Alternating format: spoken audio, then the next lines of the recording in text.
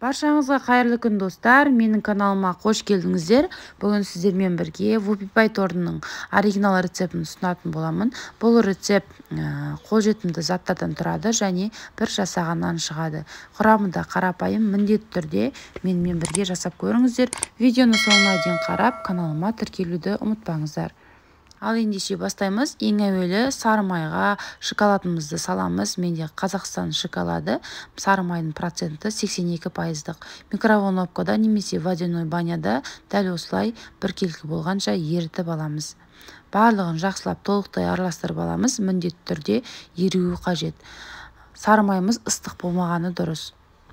Толықтай суытып аламыз. Енді бөлек ыдысқа жұмыртқамызды саламыз. Менде 3 жұмыртқа бөлме температурасындағы, үстіне қантымызды қосамыз және миксердің жылдамдығымен көмегімен ұлғайғанша, 2 есе аппақ болып ұлғайғанша жақсылап миксерлеп алатын боламыз. Мінекей біздің массамыз осылай ұлғаяды, аппақ болып. Енді осы массаның үстіне жаңағы ерітілген шоколадты құйып, сары май екеуін жақсылап араластырып аламыз. Барлығы біркелкі болғанша араластырамыз, көп араластырудың қажеті жоқ.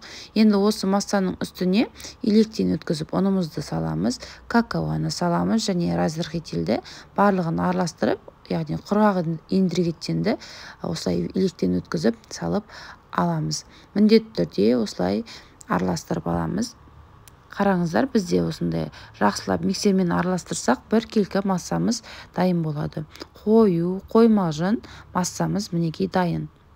Дайын массамызды бір шетке алып қоямыз. Оған дейін осындай пергаментный бумагамызға осылай формамызды сызып аламыз. Менде диаметрі 20 диаметрлі форма жақсылап сызып алып, осылай жаңағы массамызды теңдей етіп 3 бөлікке бөліп, осылай жасап шығатын боламыз. Менде 3 корж шығатын болады. Осылай жайып аламыз да 180 градуста қызып тұрған пеште пісіріп аламыз. Сіздерге түсінікті болу үшін қайтадан көрсететін боламын. Пергаментный бумагаға жаңағы формамызды сызып аламыз. Кез келген карандаш, ручкамен және осылай қасықтың көмегімен бір тегіс қылып жайып аламыз. Бізде 3 корж дайын болады. Міндетті түрде пешіміз қызыл болу керек. Қызып тұрған пешке бір 8 минутқа, 10 минутқа салып алатын болыз. Біздің коржымыз тез піседі, сондықтан міндетті түрде күйіп кетпесін қарап отырыңыздар. Қараңыздар, біздің корждарымыз дайын, биік, жұмсақ, әп-әдемі корждарымыз дайын болды. Міндетті түрде корждарымызды суытып алып, толықтай суығаннан кейін барып, жаңағы формамызбен осылай пышақтың көмегімен кесіп шығамыз. Корждарымыз бір тегіс болуы үшін осылай жасап алыңыздар.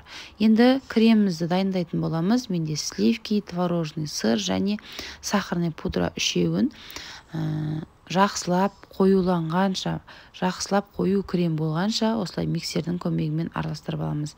Енді бізге осындай Whoopie насадкасы керек. Кондитерлік мышыққа Whoopie насадкасын салып, ішіне кремімізді салып, осылай алдын ала дайындап, толтырып салып алатын боламыз. Қараңыздар, дәл осылай дайындап аламыз. Енді шетінен корждарымызды құрастыратын боламыз. Коржымызды қойып, үстіне осылай насадканың көмегімен кремімізді дәл осылай видеодағыдай жасаңыздар. Басында қиын болып көрінгенімен өте оңай, міндетті түрде жасап көріңіздер. Формамызға осылай шет-шетіне шығарсаңыздар, әдемі көрінетін болады.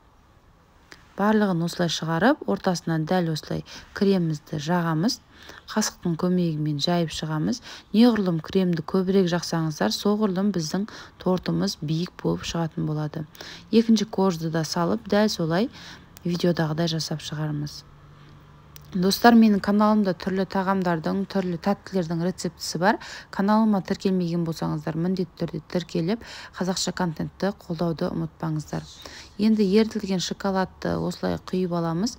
Бізде 3 корж арасына кремді толықтай жағып алдық. Шоколадты осылай маймен ерітіп алып, осылай бетіне құйып шығамыз. Осымен біздің тортымыз дайын. Дәл осылай ұсынсаңыздар да болады. Немесе кез келген шоколадтармен, кез келген жемістермен сәндесеңіздер де болады. Мен осылай қарапайым күйінде сәндеп алдым. Өте керемет торттардың бірі. Дәл осылай 2 сағат көлемінде холодильникке салып қойсаңыздар, кремі сіңіп керемет болады. міндетті түрде дәл осы менің рецептіммен жасап көріңіздер, сіздерге ұнайды деген сенімдемін. Құрамы да өте қарапайым. Видеоны соңына дейін қарағандарыңызға рахмет. Сіздермен болған Нұрия Амангелді. Келесі видеода жолыққанша қош сау болыңыздар.